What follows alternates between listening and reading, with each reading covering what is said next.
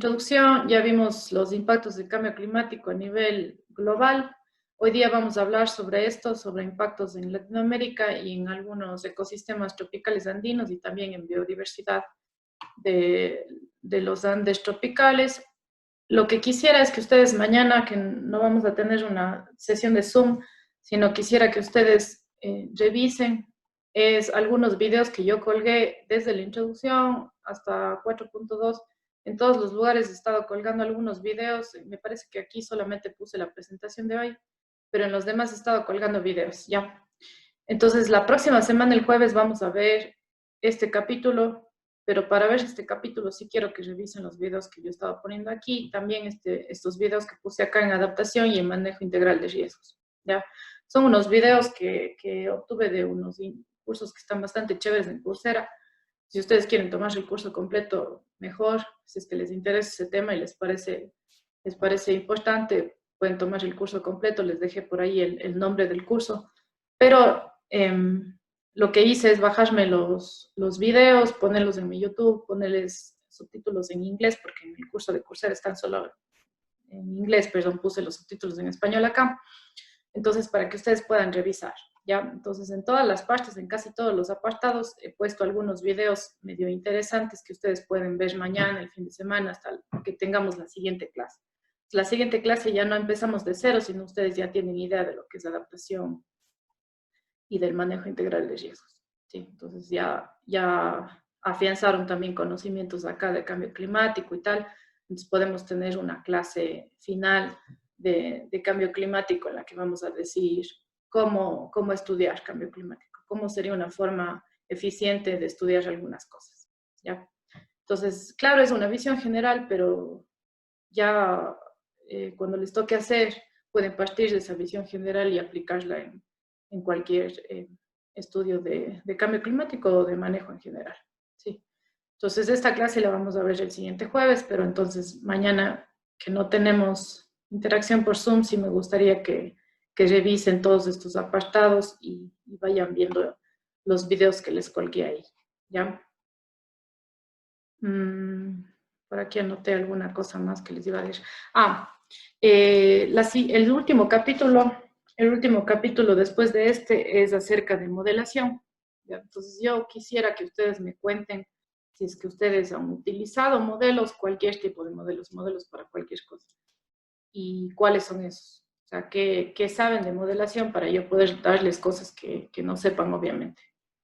Entonces, cuéntenme qué han hecho en modelación. ¿Han utilizado algunos modelos? ¿Han puesto manos a la obra en modelar alguna cosa? ¿O les han dado teorías sobre algunos modelos? ¿Modelos sobre qué?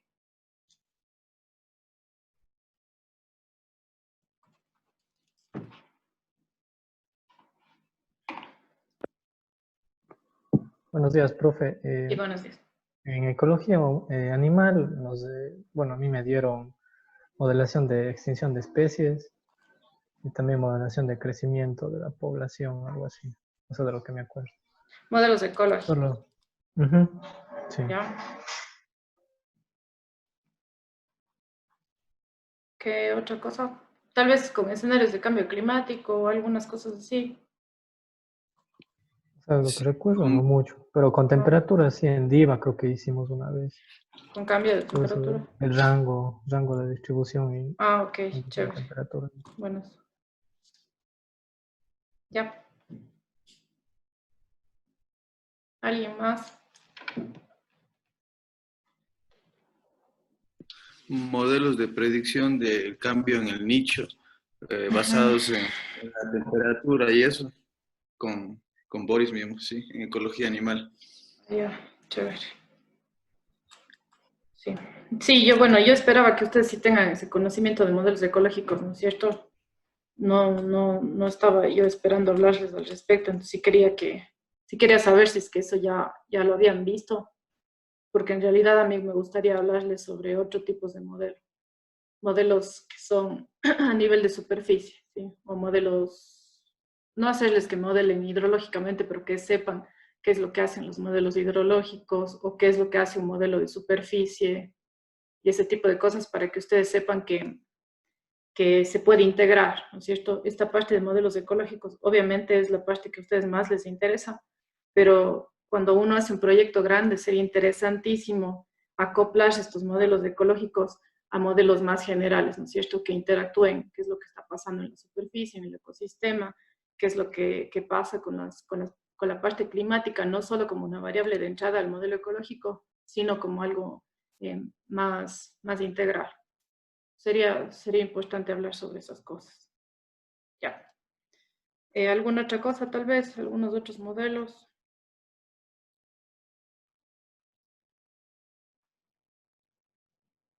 No. Ya, pero bueno. Sí es como yo estaba pensando más o menos que ustedes sí deben tener ya mucha idea de modelos ecológicos. Bien, entonces ahora sí vamos a ver la clase de hoy.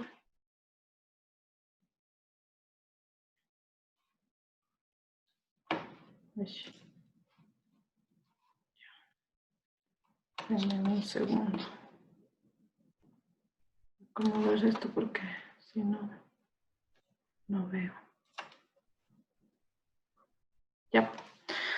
Bien, entonces, hoy les quiero hablar un poquito sobre esta clase. Es una clase que tiene información bastante densa. Yo cogí 3 estudios que son, cada uno de estos estudios son una revisión de bibliografía, ¿no es cierto? Entonces, cada estudio no es un estudio en particular, sino es una recopilación de muchísimos estudios que se han hecho en Latinoamérica, especialmente en los Andes. ¿Ya? Entonces vamos a hablar un poco sobre sus estudios, pero ustedes van a ver que hay una gran cantidad de información. Traducido esa gran cantidad de información porque creo que algunos no tienen mucha facilidad de leer los papers en inglés, entonces no les quise mandar a leer los papers en inglés porque son bastante extensos, sino que traduje la mayoría de información, la información más condensada, y ahora les voy a mostrar un poco de eso. No voy a leer todito porque es verdaderamente, es bastante información. Lo que voy a hacer es mostrarles un poco y dirigirles hacia dónde está la discusión de esas recopilaciones de artículos, de esos reviews, para que ustedes, si es que luego necesitan esa información, sepan dónde localizarla y sepan de qué se trata. Entonces, siempre a mí me gusta preparar mis clases alrededor de papers de review, porque, claro, estos papers ya son recopilaciones de muchos artículos, entonces no vamos a hablar de cosas puntuales, sino más bien de cosas bastante generales. Bien, entonces estábamos hablando de impactos de cambio climático, habíamos hablado de impactos de cambio climático en biodiversidad, en ecosistemas, pero a nivel global, ¿sí? Entonces ahora vamos a hablar un poco más de cosas más cercanas a nosotros. Entonces, hay un paper de Reyer que les había colgado yo en la bibliografía del campus virtual. En el campus virtual hay una sección en este capítulo que se llama bibliografía, y ahí les había colgado bastante información. Entonces, este paper de Reyer está ahí desde el 2017, me parece. Y es bastante simpático porque nos muestra qué es lo que va a pasar en Latinoamérica, ¿sí? Entonces, igual es regional, si ven ustedes aquí es regional, entonces, ¿qué va a pasar en Cuenca? No vamos a poder concluir algo al respecto, ¿cierto? Pero sí vamos a poder ver cosas a nivel de Latinoamérica, ¿ya? Son cosas más cercanas que lo de la clase pasada. ¿Se acuerdan ustedes que la clase pasada habíamos visto cosas globales y la última pregunta fue, sí, bueno, pero ¿y qué va a pasar en el páramo? ¿No es cierto? Entonces ahora vamos a intentar dar unas luces acerca de lo que va a pasar en nuestros ecosistemas andinos y en Latinoamérica. Entonces, lo que hace Reyer es tomar un escenario no ideal, ¿no es cierto? Porque lo ideal sería que limitemos el cambio de temperatura a 1.5 grados. Lo que hace Reyer es decir, ¿qué pasaría en un escenario severo que posiblemente es más realista, ¿no es cierto? Entonces, para fin de siglo, para el 2070 hasta el 2099, la temperatura va a cambiar en 4 grados centígrados con respecto al periodo del 50 al 80, ¿cierto? Entonces, en ese escenario, ¿qué es lo que va a pasar en los meses de verano? ¿Sí? Para nosotros no tanto es verano, pero bueno, digamos para la parte del sur. Entonces, diciembre, enero, febrero, que son meses de verano, los cambios de temperatura se pueden ver aquí, ¿sí? En este gráfico de acá, para el escenario más severo, que es el RCP 8.5, ¿no es cierto? Entonces, el escenario de, ¿qué significa ese RCP 8.5? Que va a cambiar, que nosotros vamos a interferir en el balance de energía en 8.5 vatios por metro cuadrado, ¿sí? Entonces, el escenario más severo, y esto es lo que sucedería con referencia a cambios de temperatura, ¿sí ven?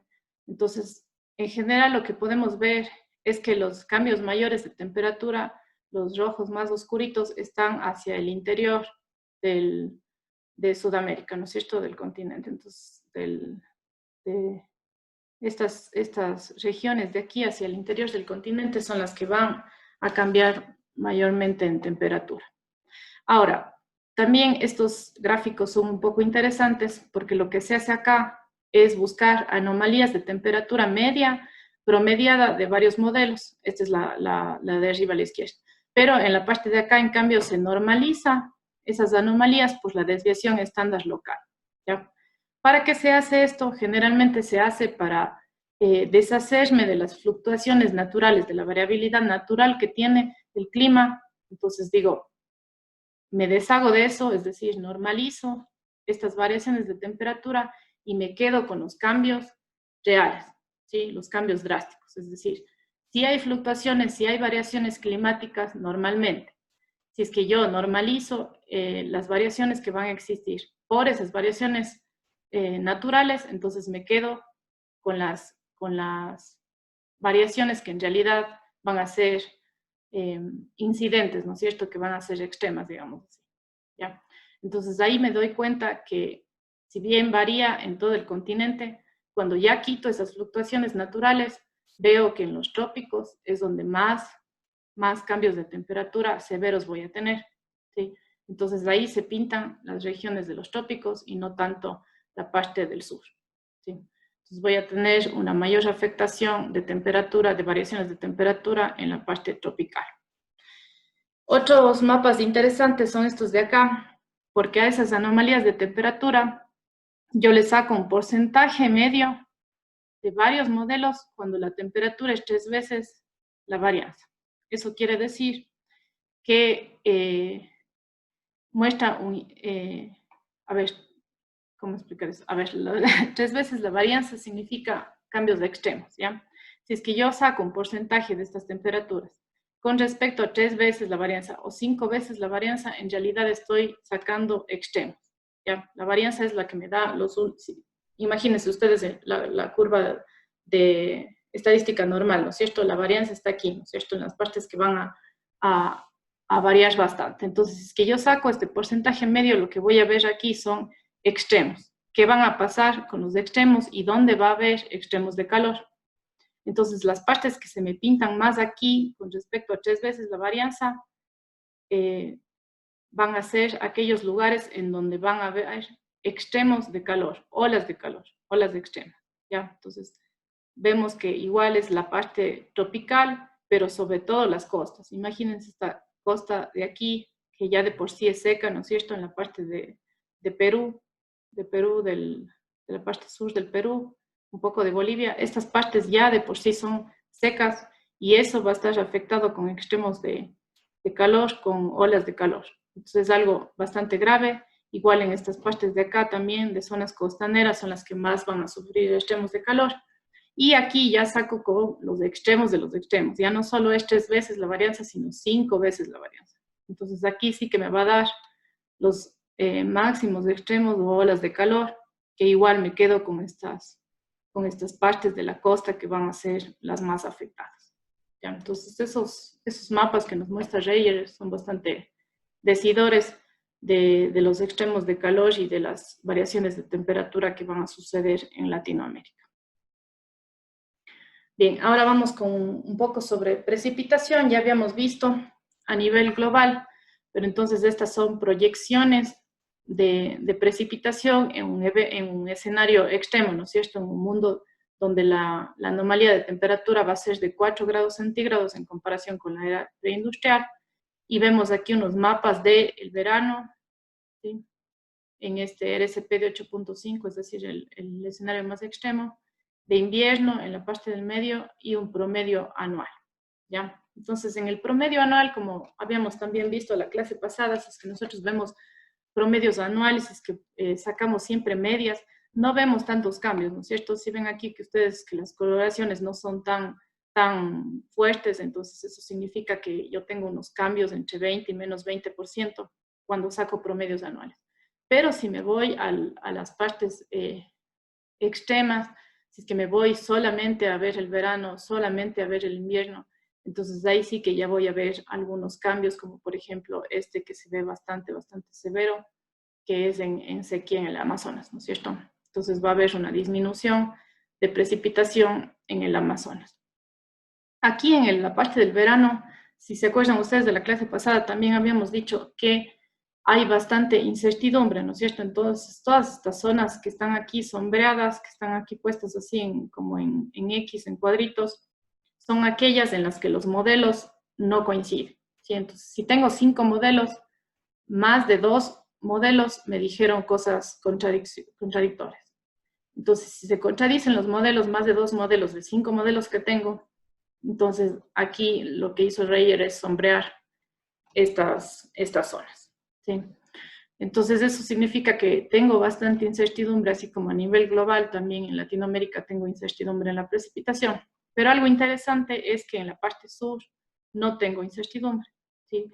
Entonces, recién estuve viendo unos artículos en los que atribuían a cambio climático unas mega sequías que se producían en esta parte del sur de Chile y Argentina. ¿Y por qué podían hacer estos estudios de atribución? Porque justamente los modelos climáticos aquí son bastante acertados, ¿sí? Entonces ustedes se acuerdan de lo que hablábamos de detección y atribución de impacto climático. Yo necesito datos de modelos que me digan, así es como se comporta, así es como se debió haber comportado el cambio si es que yo tomo en cuenta factores naturales y antropogénicos, ¿sí? Y así es como se toma, y otro modelo, en cambio, me dice solo bajo factores naturales. Entonces, aquí se hizo este estudio de atribución y se tiene muchísimas estaciones aquí en la parte de Chile y de Argentina, de los Andes, y se hizo un estudio de atribución de estas mega sequías que estaban ocurriendo últimamente y se lo atribuyó a cambios climáticos de tipo antropogénico, ¿ya? Entonces, siempre que estos estudios, yo les había dicho, son bastante importantes porque nos ayudan a determinar si es que en realidad son las emisiones de gases de efecto invernadero las que están ocasionando estos grandes cambios en la naturaleza, no solo cambios climáticos, sino ya de impactos, ¿no es cierto? De impactos en nuestros ecosistemas. Y estos estudios son únicamente, se pueden hacer cuando tenemos bastantes observaciones y cuando tenemos también modelos robustos, ¿sí? Entonces, en esta parte sí se han podido hacer porque justamente aquí los modelos son bastante robustos. Bien, entonces, esos son los impactos, ¿no es cierto?, a nivel de clima, digamos, los que se puede tener mayor confianza. Pero habíamos visto nosotros la clase pasada que también habían algunos impactos y bastante severos en la parte del norte, ¿no es cierto?, en la parte de Europa o de Estados Unidos y en las latitudes mucho más al norte. De hecho, en Latinoamérica también van a haber impactos, pero lo que más nos preocupa, y por eso les puse aquí un par de slides al respecto, es la vulnerabilidad que tenemos nosotros en Latinoamérica, ¿sí? Porque la parte social no tiene punto de comparación, si bien vamos a tener impactos de tipo climático comparables entre Latinoamérica, sobre todo en las partes montañosas, los impactos de tipo climático se pueden comparar, es decir, las variaciones de temperatura o de precipitación en las zonas montañosas son comparables si es que vemos los Andes con los Alpes.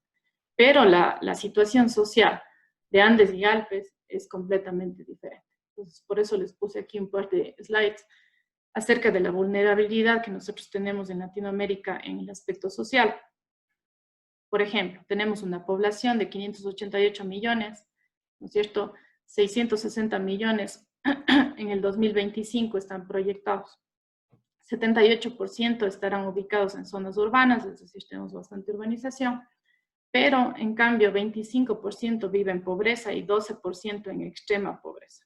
Entonces, esas son las diferencias que nos hacen que seamos más vulnerables nosotros al cambio climático.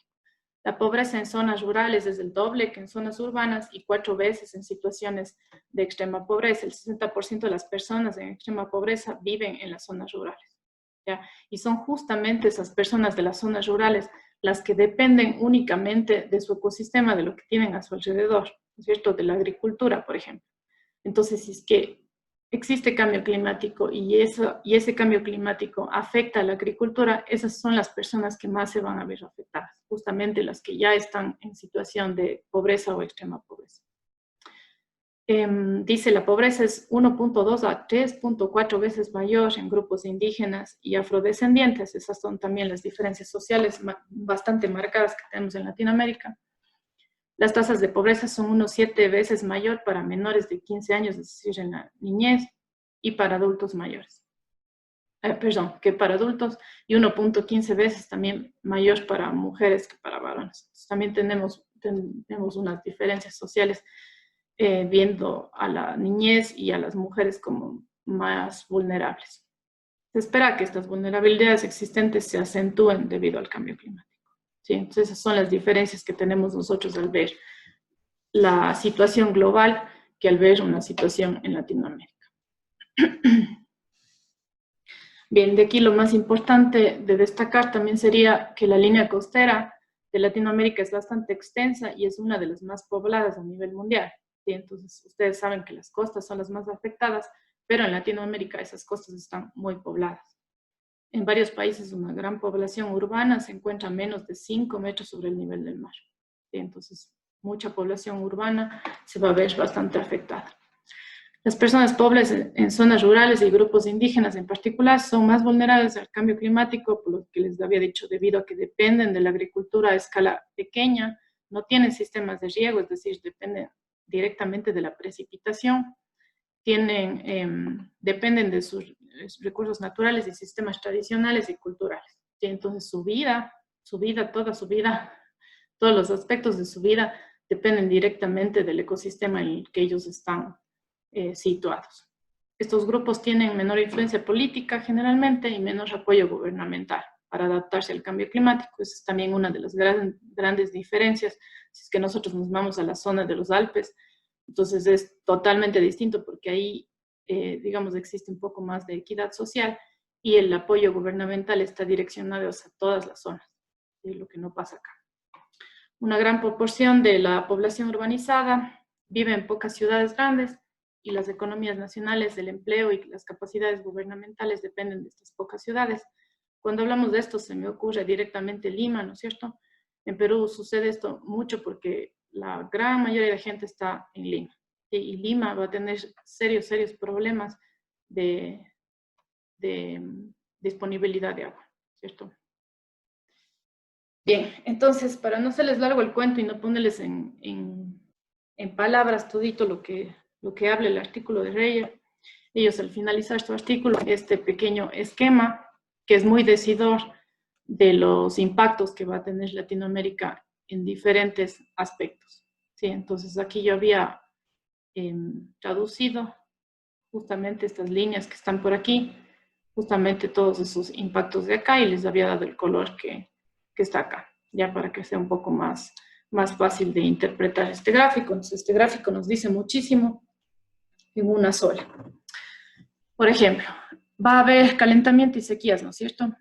Si es que tenemos un mundo en el que solamente, más bien dicho, este es el mundo actual, ¿no es cierto? Habíamos visto en la clase pasada que ya estamos bastante cerca del 1.5 y definitivamente ya estamos en esta anomalía de 1 grado centígrado, ¿no es cierto? Entonces partimos de aquí y nos vamos hacia escenarios más y más severos de cambio climático, ¿sí? Hasta llegar a los 5 grados, que es para fin de siglo más o menos según las proyecciones de este artículo. Entonces tenemos que el área de suelo afectada por calor inusual, ¿sí ven? El área de suelo va a ser del 10% ahora, pero mientras más severo se pone el escenario, entonces vamos a tener 30%, 40%, 60%, 90%. ¿Sí? Aquí el ecosistema prácticamente pierde su funcionalidad, ¿verdad? Luego tenemos sequías acá, entonces dice sequías que duran más de 4 días en un escenario de 1.5, hasta sequías que duran 17 días en un escenario de 4. ¿Sí? Entonces eso es a nivel de Latinoamérica y así vamos haciendo con cada uno de los cambios, de los impactos, perdón. Entonces aquí se pueden ver algunos impactos. De esos, estos están bastante bien documentados, si ustedes se fijan aquí, es, como les había dicho yo también en alguna clase, detectar los impactos en los glaciares no es tan complicado, se tiene a veces imágenes satelitales, entonces tenemos bastante bien, digamos, traqueado esto de aquí del impacto a los glaciares, y por eso es que para un cambio climático de 4 grados centígrados van a desaparecer los glaciares tropicales, ¿sí ven? Entonces no voy a tener ya glaciares tropicales, ya han desaparecido como habíamos visto uno, y en cambio los glaciares en el sur de los Andes son un poco más resistentes porque la temperatura tampoco cambia demasiado, ¿no es cierto? Entonces vamos a tener una afectación del 40 al 70% en el volumen de glaciares en la zona del sur. O sea, así vamos, podemos ir revisando, si es que a ustedes les interesa, pueden ir revisando un poco más o necesitan esa información en algún momento, van revisando un poco más a detalle, pero yo simplemente les muestro las cosas generales aquí, que por ejemplo en agua, como tenemos una incertidumbre grande en saber cuánta precipitación en magnitud va a aumentar o a disminuir, entonces tampoco podemos saber mucho a detalle como en las zonas de acá. Lo único que decimos es con estas flechas que a partir de este mundo de 1.5 grados centígrados vamos a tener entre un 10 y 30% de disminución del escorrentía en América Central hasta acá, ¿sí? Y también sabemos un poco sobre una disminución en el agua en las vertientes en el noreste de Brasil, ¿sí? Entonces desde aquí hasta acá se va el impacto, desde donde empiezan las letras hasta donde termina la flecha, ¿sí ven? Entonces, si ven que aquí no tenemos magnitudes exactas, ¿no es cierto? Es más incierto lo que va a suceder. También en esta parte de bosques y de biodiversidad decimos que va a incrementar la biomasa y la pérdida de carbono en el Amazonas, pero en cuánto exactamente no podemos saber todavía, ¿sí? También van a ver todo esto de desplazamientos, que ya habíamos hablado un poco, de extinciones, de mamíferos, marsupiales, aves, plantas, anfibios, etc. Y esto va a ir en aumento, obviamente, pero todavía las tasas exactas no se puede saber. Aquí también tenemos algunas cosas sobre alimentación y sobre enfermedades en los humanos. Entonces, eso es un gráfico con bastante información que puede ser de bastante utilidad para ver las cosas en perspectiva, ¿no es cierto? Porque encima tenemos varios escenarios severos y no tan severos. Bien, entonces aquí simplemente es un resumen de lo que ya les había comentado del gráfico, ¿no es cierto? Tenemos algunas proyecciones, tenemos algunos impactos físicos, como impacto en la precipitación, en la temperatura, en sequías, en aridez. ¿Sí? Niveles del mar igual se van a incrementar. Todas estas cosas ya habíamos visto un poco a nivel global, entonces simplemente lo que hacemos aquí es ver cuáles de esas se aplican para Latinoamérica y en qué magnitud más o menos. Aquí también de los glaciares, todo esto ya hablamos un poco. Existe incertidumbre en estos cambios debido a la incertidumbre en las proyecciones de precipitación, ¿no es cierto? Es lo que les acabo de decir. Y también en las diferencias de modelos hidrológicos. Yo cojo las proyecciones de precipitación que ya tienen incertidumbre, las pongo en los modelos hidrológicos para saber qué es lo que va a pasar con el caudal, ¿no es cierto? Así sé qué va a pasar con el caudal, porque yo cojo un modelo que me dice, este modelo representa lo que pasa en la naturaleza en tal ecosistema. ¿Sí? Es un modelo que ya está calibrado y validado en el mejor de los casos. A ese modelo calibrado y validado le pongo proyecciones de precipitación, qué es lo que va a pasar en el futuro. Y ese modelo me va a decir qué es lo que va a pasar con mi caudal en el futuro o con mi evapotranspiración en el futuro. ¿Sí? Y lo que pasa también es que esos modelos son más o menos detallados. Sí, esto vamos a ver un poquito en el último capítulo, cómo son estos modelos. Por ejemplo, yo puedo tener un modelo conceptual que es simplemente una caja negra, entonces yo le calibro para que la precipitación me dé mis observaciones de caudal, ¿sí? ¿Qué hace en el medio? Es una caja negra, ¿sí? Ese es el modelo más sencillo. Luego tengo otros modelos hidrológicos, en cambio, que son bastante detallados. Yo le puedo poner información sobre los suelos, sobre diferentes capas de los suelos, le puedo poner información de vegetación, de uso del suelo, etc. Esos modelos ya más detallados necesitan bastante parametrización y bastantes datos. Si es que yo tengo los suficientes datos, son muy decidores y son muy robustos porque me están representando procesos físicos que está pasando en la naturaleza, entonces son modelos bastante buenos. Pero entre unos y otros modelos que se han utilizado y que se utilizan en diferentes estudios, también veo diferencias. Entonces, a la incertidumbre de proyecciones le aumento la incertidumbre de estos modelos y termino con una incertidumbre sumamente grande. Por eso también es que los cambios o los impactos en el agua son difíciles de predecir. ¿Ya? ¿Qué más? Va a haber desplazamiento de especies, ¿no es cierto? Esto ya está bastante bien documentado. Existe un riesgo significativo de degradación de la selva tropical del Amazonas bajo el calentamiento continuo y también bajo todos los impactos directos de los humanos, ¿no es cierto? De deforestación, de incendios, etc. Arrecifes de coral también se encuentran en riesgo. Estos impactos físicos y biofísicos desafían el sustento humano, ¿verdad? Porque entonces existe menos ingreso de pesca, de agricultura, de turismo. Es decir, hay una cadena de impactos. Primero tenemos los impactos climáticos, luego tenemos los impactos que esos climáticos producen, por ejemplo, la agricultura y demás, y luego tenemos impactos económicos por debajo de eso y es toda una cadena, ¿verdad? Latinoamérica será afectada severamente por el cambio climático, incluso con niveles bajos de calentamiento, es decir, con escenarios de 1,5, debido a que estos impactos ocurren también de manera simultánea. Entonces, todo esto ocurre al mismo tiempo, no son impactos separados que causan cosas puntuales, sino son interacciones de varios impactos. Bien, entonces, una vez que vimos eso, hay este artículo de revisión también bastante complexivo que nos muestra impactos en la biodiversidad en los Andes tropicales. Entonces, son todos los artículos que se han publicado sobre impactos en biodiversidad de los Andes tropicales hasta el 2015. Bien. Entonces, como ven aquí, ustedes son 39, o sea, lo que les voy a mostrar después es un resumen de estos 39 publicaciones que se han producido en varios países, sobre todo ven ustedes aquí que en Ecuador sí hay investigación al respecto, en Perú también, en Chile también, y algunos de ellos no miran solamente un país, sino varios países al mismo tiempo. ¿Ya? Entonces, 3 artículos, por ejemplo, miran todos los países juntos, 4 artículos miran la mayoría de países, y eso es bastante importante, como ustedes pueden imaginar, porque a veces algunos cambios o algunos impactos no puedo verlos dentro de, no es que están pasando dentro de un país, ¿no es cierto? La naturaleza no conoce de fronteras, entonces, por ejemplo, la migración de especies, eso ocurre a lo largo de países y de distintos ecosistemas. Entonces, esta figura también les quería mostrar porque es un poquito entender hacia dónde han estado mirando los científicos.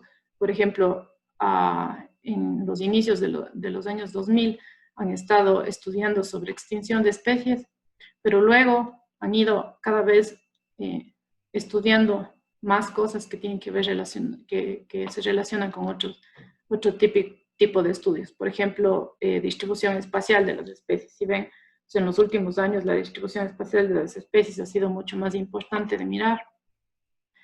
Se ha estudiado también sobre las interacciones de las especies, pero no tanto como se debería. Ya habíamos hablado de eso, de que es bastante importante estudiar esta parte. Entonces, sí se han hecho algunos estudios, pero no tanto.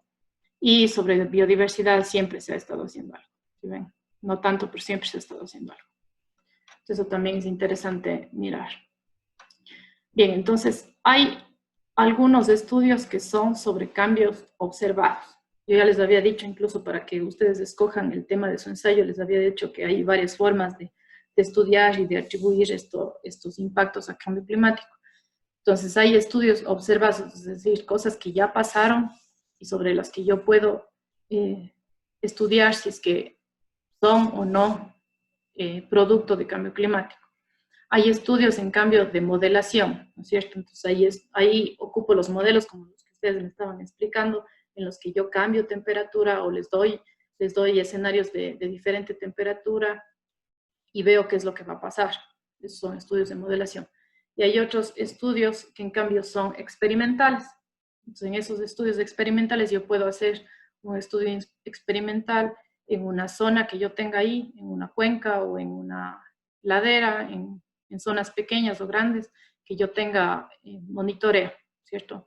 Entonces veo un cambio, por ejemplo, este fue el año más seco y veo qué está pasando con esa vegetación y digo, bueno, si es que el cambio climático va a hacer que esa sequía que yo vi a nivel experimental suceda por muchos años, entonces yo ya tengo una muestra de lo que puede suceder. Más o menos así son algunos de los estudios de proyección, digamos, de los estudios experimentales. Entonces aquí vamos a ver estudios observados dentro de todos estos papers de aquí. Hay estudios observados, hay estudios de modelación con proyecciones, ¿no es cierto?, de cambio climático, y también hay estudios experimentales. Entonces, con respecto a los estudios observados, no les voy a leer todo esto, pero más o menos darles una idea. Tenemos una sintetización de esos estudios de la siguiente forma. Hay un factor que es el desencadenante, ¿no es cierto?, el desencadenante de los cambios, que sería en este caso, en este ejemplo, la temperatura. Entonces, tengo la temperatura y tengo 16 estudios que me hablan sobre esto. Yo tengo una confianza, digamos, o estudios suficientes, porque tengo 16 estudios que han estudiado la temperatura como desencadenante de impactos.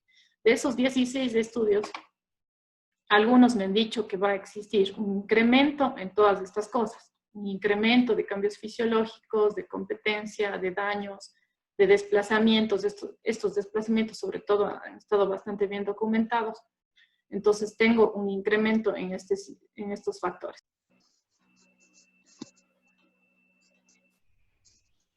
Se me fue el internet. ¿Hasta dónde nos quedamos? ¿Hasta dónde se escucharon? El incremento. Aquí. Ya. Bueno, entonces. Según mi compu sigo sin internet. Ya, entonces, bueno. Un segundo para poner esto acá.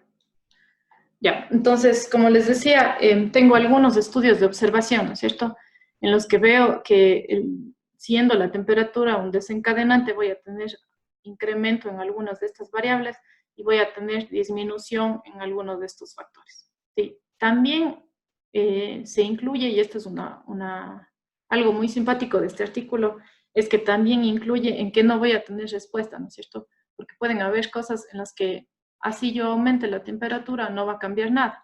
Pero, si ustedes se dan cuenta, aquí dice distribución altitudinal de especies y por acá también hay distribución, ¿no es cierto?, desplazamiento de especies. Entonces, se ve que en algunas de especies no voy a tener respuestas, son tal vez especies más resilientes, pero en otras sí. ¿Ya? Entonces, aquí también, si es que se pone A entre paréntesis, tiene que ver con animales, si es que se pone P con plantas, si es que se pone H con hongos, que es lo más común de estudiar. ¿Ya? Entonces aquí también pueden ver, por ejemplo, aquí hay enfermedades, incremento en enfermedades en todos, en animales, plantas, hongos. Entonces así, lo que les he ido haciendo es resumirles, más bien dicho, traducirles estos resúmenes que me parecieron bastante extensos y bastante útiles para cualquier marco teórico que ustedes quieran hacer. Entonces ya tienen aquí una base bastante fuerte.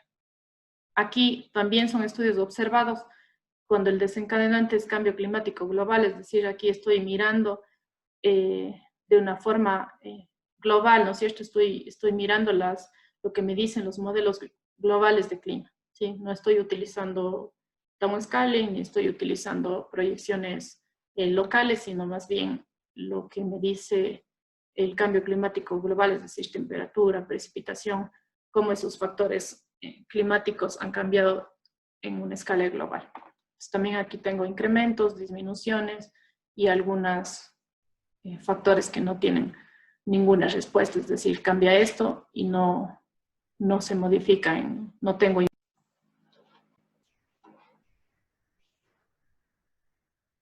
Otra vez se desconectó. No le escuchamos de nuevo. Qué relajo. ¿Se les desconecta de una o si me escuchan así a No ratos sé, o es intermitente? no se le sale de uno. Profe, lo que podría hacer es desconectar después del video, entonces ahí se ve mejorar un poco. Sí, pero. Lo que pasa es que mi internet de hecho sí está intermitente. O sea, no es que la señal está baja, sino que sí se va a ratos desde el otro día. Ush. Denme un segundo. Ya, ahí capaz. Hola. Ustedes no están con video, ¿no? Bueno, ya, No, intentemos continuar. Entonces, como les decía, yo no les voy a leer todito esto de aquí, sino simplemente les quería mostrar cómo es que estos artículos han unificado toda esta información. ¿Ya? O sea, aquí seguimos con estudios observados, tenemos el desencadenante que siempre va a ser precipitación y temperatura principalmente, pero también tenemos aquí otros desencadenantes, entonces ese es el efecto cadena que yo les decía. Los primeros desencadenantes de impacto son las variables climáticas, ¿no es cierto? La precipitación, la temperatura. Pero los impactos que esas variables climáticas producen también son desencadenantes a su vez de otros problemas. Entonces, por ejemplo, aquí tengo reducción en glaciares. Los glaciares se reducen por temperatura, ¿sí? Pero a su vez que el glaciar se reduzca, tiene como consecuencia 8 tipos de impactos. Cambios en la abundancia de especie, extinciones, disminución en la diversidad. ¿Ya? Entonces, de esta diapositiva, sobre todo, me gustaría decirles que este aumento de CO2 en la atmósfera tiene muchos impactos y no se han detectado, no es que no existan y que por eso no están aquí, sino que en realidad es muy poco estudiado y aquí es un vacío de conocimiento bastante importante de lo que pueda suceder en biodiversidad con respecto a esto. Y sí, ya. Entonces, luego vengo con todos los estudios de modelación. ¿Sí? Entonces, aquí tengo igual un desencadenante, unos incrementos, una disminución, pero no son cosas que se han observado, sino que se modelan que puedan suceder. ¿Sí? Entonces, aquí también tengo mayor cambio en el uso del suelo. ¿Qué pasa cuando tengo mayor temperatura? Me sorprende en realidad que los estudios de modelación hayan sido solo uno para mayor temperatura, tal vez porque sí existen cambios observados, no se ha hecho, pero generalmente la temperatura y la precipitación es lo primerito que yo cambiaría cuando hago un estudio de modelación, ¿no es cierto? Sí, es medio sorprendente que no haya muchos. Luego tengo por acá otros estudios experimentales, entonces, que es de los que yo les estaba diciendo. Estos pueden ser tanto en el campo como también en el laboratorio, entonces he visto algunos estudios en los que cojo plántulas, por ejemplo, eso hicieron en la Universidad de Cuenca.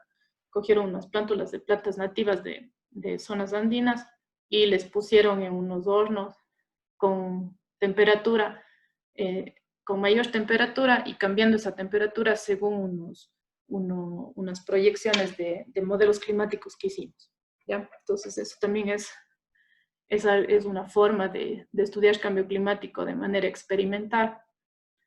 Es bastante controlado, pero en cambio no puedo saber qué es lo que va a pasar con las interacciones en la naturaleza, ¿no es cierto? Porque si yo cojo y llevo esas plántulas al laboratorio, sé lo que va a pasar con esas plántulas, pero si en la vida real esas plántulas van a estar en la naturaleza con muchas interacciones, ¿no es cierto? Entonces ahí me limito un poco en estos estudios.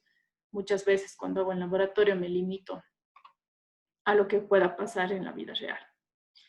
Y eso, ¿qué más? Menos precipitación, lo típico, ¿no? Entonces aquí eso también no les dije nunca, pero este desencadenante de mayor radiación también causa algunos impactos que no se han estudiado tal vez lo suficiente. Bien, entonces ese es el segundo estudio que es bastante simpático. Y el tercer estudio que les quería mostrar también es un estudio que recoge información de muchos artículos. Incluso este estudio recoge información de especialistas, es decir, los autores del estudio hacen entrevistas a especialistas en temas de cambio climático y sobre todo especialistas que han trabajado en zonas de ecosistemas andinos tropicales y les preguntan qué es lo que pueda suceder. Entonces, eso es un plus, porque claro, se extrae información importante de científicos que han trabajado en el área, pero por otro lado también se tiende a mostrar resultados de percepción, ¿cierto? De lo que los científicos puedan pensar que va a suceder, que no tiene una magnitud precisa, ¿sí? No son datos, ¿no es cierto? No son proyecciones, son opiniones, son percepciones de personas que sí saben del tema, pero que pueden estar poniendo sesgos. Entonces, ¿se acuerdan que su compañero me preguntó qué es lo que va a pasar en el páramo? Y la verdad es que exactamente o con mucha confianza no podríamos decir, pero han habido estudios que sobre todo analizan la vulnerabilidad que tienen estos ecosistemas y qué es lo que podría pasar. ¿Sí? No es algo totalmente preciso, pero al menos nos da un indicio de lo que pueda suceder. Entonces, de los ecosistemas andinos tropicales, principalmente vamos a estar hablando de estos de aquí, de superpáramo, que son los que están localizados a más de 4.500 metros. Las características generales son estas, ¿no es cierto? Están en los lugares más altos de las montañas, justo por debajo de la línea de nieve o de glaciares, con vegetación usualmente que es permanente, de plantas pequeñas, líquenes, musgos, y ocurren a lo largo de los Andes tropicales y también de los Andes temperados. ¿Ya? Entonces, estas son las especies más importantes. Tenemos el ecosistema de páramo, que está en cambio entre los 3.000 y 4.500, y son generalmente pajonales. También tienen algunas otras especies, pero en parches. Generalmente es pajonal, están ubicados desde Venezuela hasta el norte de Perú, en franjas relativamente angostas a lo largo de la cima del norte de los Andes. Se fragmentan en pequeños parches al sur de Argentina. La verdad es que esto yo es la primera vez que veo que hay unos pequeños parches al sur de Argentina. Pero bueno, albergan altos niveles de endemismo. Esto es algo bastante particular del páramo y superpáramo, ¿no es cierto? Tengo niveles altos de endemismo. Luego tengo el puna, húmedo y seco, que está desde el norte de Perú hacia Bolivia y Argentina, ¿no es cierto? Y es hay una diferenciación entre los que reciben más precipitación que el mismo, más o menos las mismas características, pero que reciben menos precipitación. Entonces, por ende, la vegetación es un poco más de arbustos espinosos acá en el puna seco. Luego tengo el bosque nublado, que tiene muchísimos servicios ecosistémicos y se ubica en el sur de Perú y Bolivia, entre los 1.000 y 3.500. Son bosques húmedos, reciben grandes cantidades de precipitación en forma de neblina, sobre todo. Esta neblina es interceptada, ¿no es cierto?, por los árboles. Y tienen también bosques de dosel cerrado, altamente endémicos. Tenemos bosques andinos estacionales. Entonces, estos en cambio experimentan estaciones secas, entre 3 y 5 meses, bastante, ¿verdad? Donde tienen precipitación reducida. Digamos que esa sería la característica más importante y que están en Perú y en Bolivia. Luego tenemos este bosque andino seco, con árboles de baja estatura, principalmente en Ecuador, Perú y Bolivia. Luego tenemos en los valles interandinos un diferente tipo de ecosistema, donde son paisajes fuertemente alterados por los humanos por milenios, porque claro, ya no están en elevaciones tan altas, sino que están en valles, y ahí es donde generalmente hay asentamientos humanos, entonces son los más afectados y se ubican generalmente en Andes tropicales. Y después tenemos otro ecosistema separado porque en cambio son hábitats acuáticos, entonces aquí están los lagos, los humedales, las almohadillas, las vertientes, los ríos, y ocurren en todos los Andes tropicales. Entonces esa es la separación bastante generalizada de los ecosistemas en los Andes tropicales que nos da este artículo. Entonces aquí simplemente lo que hace es mostrarnos cuáles son los servicios ecosistémicos de cada uno de estos ecosistemas. Entonces aquí pone un MASIS que es, digamos, moderado el servicio o bastante importante. Entonces obviamente vamos a ver que superpáramo, páramo, tenemos un servicio de aprovisionamiento, sobre todo de agua dulce como el más importante, y también de agrobiodiversidad. ¿Sí? Entonces ahí vemos todos los servicios ecosistémicos que nos que nos brindan esto en algunos. Entonces, generalmente van a ser de servicios de aprovisionamiento, la mayoría, ¿no es cierto? Pero también son importantes estos servicios de regulación, de sostenimiento, como ya habíamos hablado en alguna clase, y obviamente los servicios culturales. Si ven ustedes aquí tengo puros plus, porque claro, las comunidades andinas dependen, y todas las regiones aledañas, además, utilizamos como recreación las montañas. Bien, entonces en cada uno de estos, este artículo fue determinando cambios observados, cuáles son los factores climáticos en estos cambios observados y la respuesta del ecosistema a estos cambios observados. ¿Sí? Entonces yo le daría un poco más de confianza, yo como lectora digo, no como lo que el artículo dice, yo como lectora le daría un poco más de confianza a estos cambios observados que a los proyectados que nos muestra el artículo, por el hecho de que les había dicho de que estos cambios proyectados muchas veces la fuente de estos cambios proyectados son entrevistas con conocedores del tema y son un poco más de percepción. Y también porque aún así sean proyecciones, las proyecciones en nuestros ecosistemas son de bastante baja calidad, especialmente les hablo por la parte de Ecuador, ¿cierto? Entonces, recién yo les había comentado en alguna clase que nosotros necesitamos modelos regionales de clima, no globales, para hacer un estudio a nivel de ecosistema. Entonces, los modelos globales de clima tienen su incertidumbre. Si es que yo cojo y hago un scaling de esos modelos globales y digo qué es lo que va a pasar a nivel regional con un modelo regional de clima, tengo menos incertidumbre porque el modelo regional de clima me permite ya captar lo que va a pasar a nivel local, ¿no es cierto? Esos procesos físicos que se dan a nivel local, ya me va a poder captar ese modelo regional de clima. ¿Cuándo está bien hecho?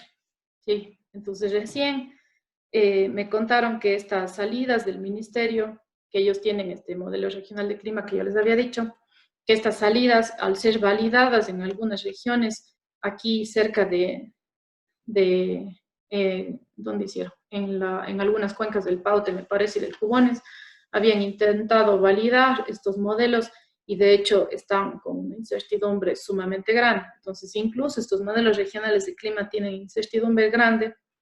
Estos modelos de downscaling estadístico, en cambio, son demasiado puntuales como para hacer un estudio regional. Entonces, si estamos en ese nivel, ¿no es cierto? Estamos en ese nivel de que no podemos ni siquiera saber qué escenario es el que deberíamos utilizar para nuestro estudio. Entonces, yo me pregunto cómo es que podemos dar la respuesta que tiene el ecosistema a cambios proyectados. Al menos en Ecuador, si es que todavía no estamos en ese nivel de que no podemos ni siquiera saber los escenarios, entonces hablar de esto es bastante complicado. Ahora, lo que sí les había comentado es que en la parte de Chile, de Argentina, sí que tengo modelos mucho más robustos y más confiables. O sea, ahí sí podría estar hablando un poco más sobre estos cambios proyectados. Entonces, dependiendo del ecosistema y de dónde se ha hecho el estudio, voy a tener un poco de más confianza o menos confianza en los estudios. ¿Ya? Entonces, ahí ustedes ya pueden revisar algunos de las respuestas de los ecosistemas, pero siempre teniendo en cuenta esto que les digo. Hay incertidumbre, ¿sí? Hay incertidumbre. Aquí le han dado un grado de confianza. Por ejemplo, de este factor climático tengo más confianza porque modelar y proyectar la temperatura es más sencillo, o más bien dicho, ya se ha logrado hacer. Entonces sí tengo más confianza acá, pero siempre en las partes ¿cómo es? De viento, de algunas otras variables, tengo menos confianza, ¿ya?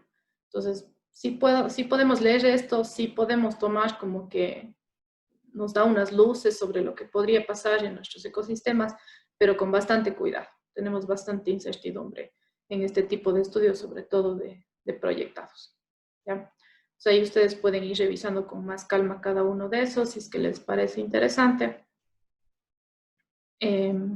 Para cada uno de los ecosistemas hay una tablita igual. Para páramo, por ejemplo, ¿qué pasa en el páramo?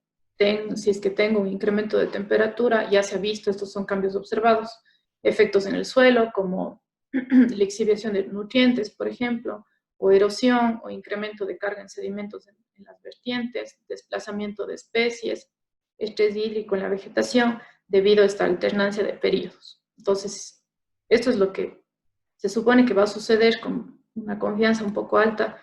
Van a haber eventos de lluvia de alta intensidad frecuentes, ¿no es cierto? Entonces, y luego, en cambio, los periodos secos van a ser más secos.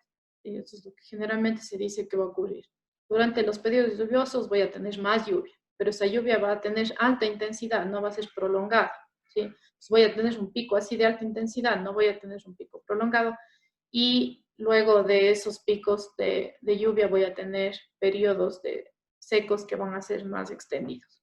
¿Ya? Entonces esto es lo que seguramente va a suceder, voy a tener estrés hídrico en el páramo. Y como les digo, en los cambios proyectados es un poquito más difícil saber qué es lo que va a suceder. Pero, bueno, no todo está perdido. Hay algunos proyectos que están empezando y se están orientando hacia solucionar esto justamente, hacia mejorar las proyecciones y hacia saber qué es lo que va a pasar en nuestros ecosistemas. Entonces, próximamente vamos a ver unas respuestas mucho más robustas al respecto. Entonces, asimismo, en el PUNA, podemos ver aquí algunos cambios observados y proyectados. Lo mismo en bosque nublado, sí hay más. Ya con ver la tabla, ustedes se dan cuenta, sí hay más estudios en bosque nublado, porque como habíamos visto en la tabla esa de servicios ecosistémicos, obtenemos bastantes servicios ecosistémicos de los bosques nublados y son un poquito más accesibles a estudio, entonces sí hay más monitoreo y un poco más de confianza acá.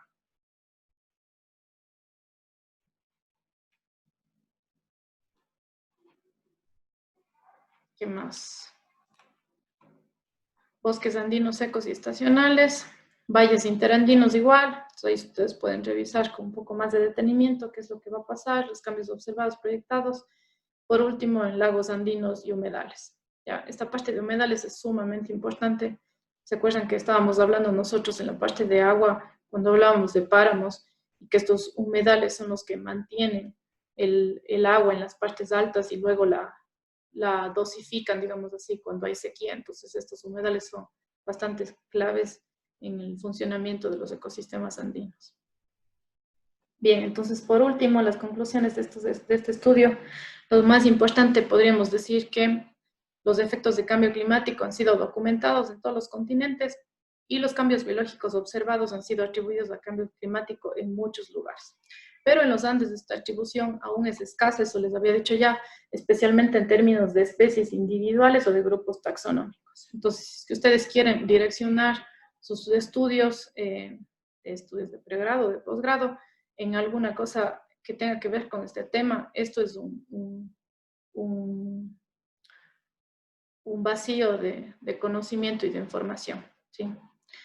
Los modelos regionales predicen que la magnitud de cambio climático en los Andes tropicales será de las más severas a nivel mundial, incluso comparable con la de altas altitudes del hemisferio norte, particularmente por su alta elevación, ¿no es cierto? Entonces las montañas van a tener similares afectaciones. Pero la diferencia es que en los Andes tropicales los impactos directos serán en la vida y en el sustento de millones de personas que usualmente son económicamente vulnerables y que dependen directamente de los bienes y servicios de ecosistemas tropicales. Entonces, esto es algo que ya habíamos conversado al inicio y que es bastante importante.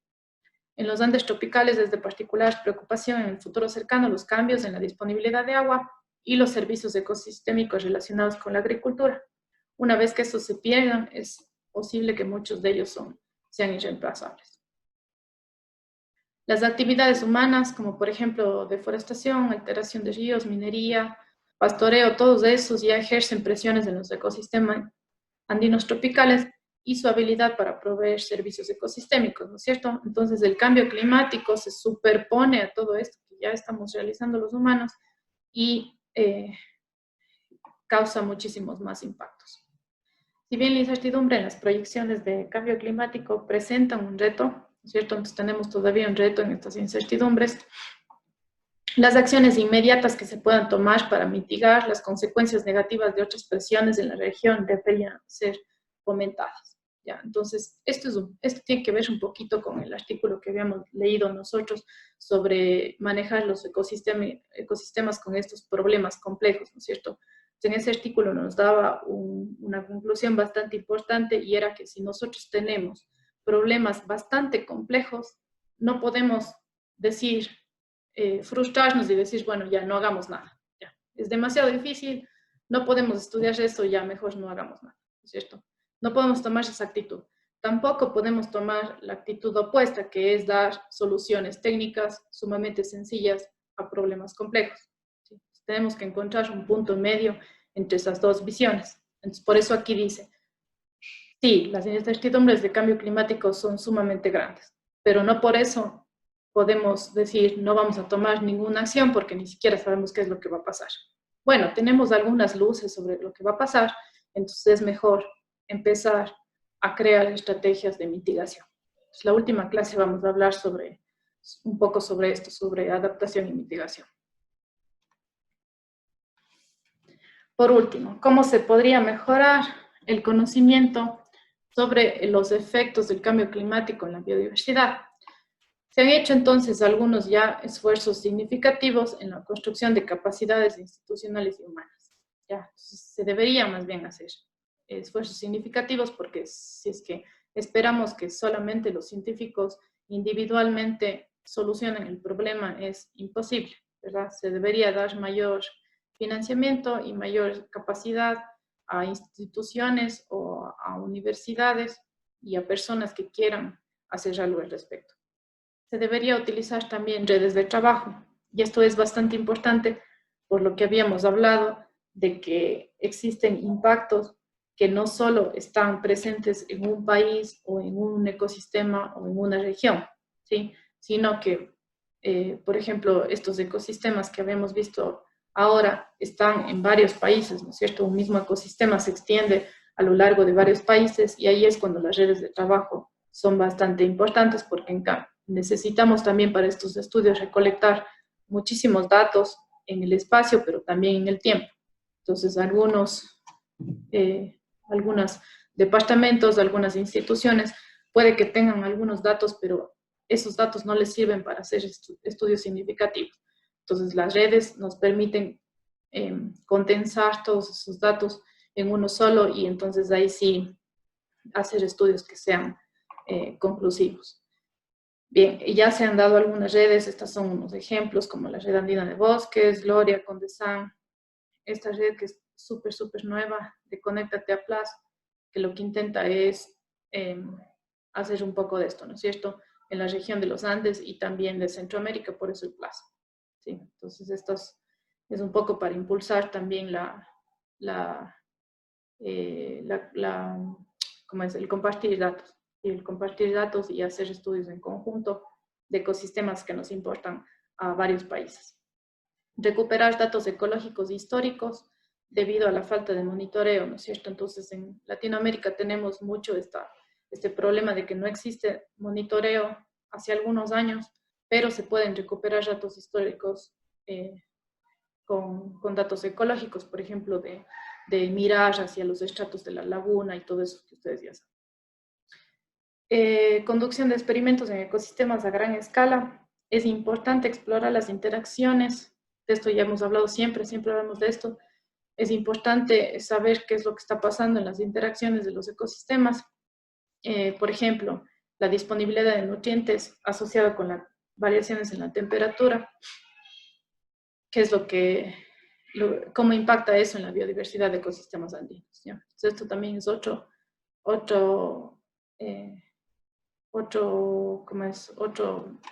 asignatura, otra rama de trabajo que es bastante importante y que se ha dejado un poquito de lado. Ya. Entonces, aquí les había puesto las bibliografías, esto les colgué, les puse en el campus estos 3 estudios. Este de aquí nosotros vimos, ¿es este de aquí? Sí. Entonces hay una revista completa sobre cambio climático y biodiversidad en los Andes tropicales. Nosotros vimos simplemente este de aquí, que se llama Consecuencias del cambio climático en ecosistemas y servicios ecosistémicos, que es el último el último artículo que revisamos, pero todo esto, toda esta revista es sobre cambio climático y biodiversidad en los Andes tropicales. Entonces, si es que le quieren echar un vistazo a los demás artículos de ahí, les puede servir incluso para su ensayo. Esos de ahí son bastante importantes. Estos también, estos sí vimos hoy día y este también sí vimos hoy día. ¿Ya? Este de aquí de Reyer y este de Baez son una revisión bibliográfica. Entonces, dentro de las referencias de estos artículos, ustedes también pueden encontrar artículos que sean interesantes para su ensayo. ¿Ya? Por eso es que les dejé aquí la bibliografía y que les puse también en el campus. Les puse esa bibliografía ahí para que ustedes puedan revisar y puedan obtener sus artículos, si es que todavía no los tienen, puedan hacer su ensayo al respecto. ¿Ya? Gracias, profe. Eso les cuento entonces. Espero que el internet no haya estado tan terrible. Yo no me doy cuenta cuando ustedes no me escuchan, porque yo sí me escucho, pues entonces no me doy cuenta si es que algún rato se corta la comunicación. Pero con todo ya les subo el video, ¿ok? ¿Algún comentario? Profe, yo alguna vez había leído que, por ejemplo, o sea, si sigue el aumento y todo esto de la temperatura, posiblemente a futuro se vería, por ejemplo, un planeta, algo así parecido a un bosque tropical, tal vez, bastante húmedo y eso. No sé si sería posible porque, como había dicho en las diapositivas, que no es tanto, o sea, digamos, la lluvia no va a ser a largo plazo, digamos, sino que van a ser más fuerte en ciertas temporadas y no creo que así a largo plazo no se vea Sí, lluvias tan... sí, su comentario es correcto en la parte última, en la que yo no me esperaría que haya precipitaciones sostenidas, ¿no? Lo que se espera es que haya unos picos de precipitación. No sé si se acuerdan ustedes de la conferencia de Boris, donde nos mostraban los hidrogramas así de picos, y lo que ocasiona esos hidrogramas de picos es que existan inundaciones, porque yo no puedo captar esa agua y trabajarla para agua potable y demás, no. Lo que va a pasar es que esos picos me van a llenar de agua las vertientes, me van a ocasionar inundaciones, destrozos en zonas urbanas, y luego, en cambio, voy a tener sequía. Eso es lo que posiblemente va a suceder con respecto a precipitación. En algunos lugares sí vamos a tener mayor disponibilidad de agua, como hemos visto en algún gráfico por ahí, sí vamos a tener mayor disponibilidad en algunos lugares, pero de esa forma, ¿no es cierto? De esa forma, en forma de extremos. Y en otros lugares, en cambio, voy a tener menos precipitación, voy a tener sequías sumamente largas que me van a dejar impactos en los suelos, sobre todo, importantes. Más bien por ahí va la cosa.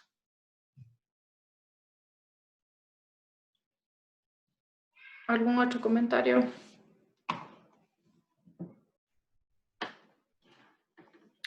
Bien, entonces, como les decía, lo que me gustaría es que ustedes vayan al campus y revisen estos videos que yo les puse por aquí, y la próxima clase vamos a poder conversar sobre qué hacer al respecto, cómo estudiar, cuáles son o de qué se trata esto de adaptación, de mitigación de impactos de cambio climático. ¿Sí? Entonces, sí consideré importante revisar muy bien estos impactos porque son bastante variados, todavía hay incertidumbre al respecto, entonces el estudio de esto todavía está abierto.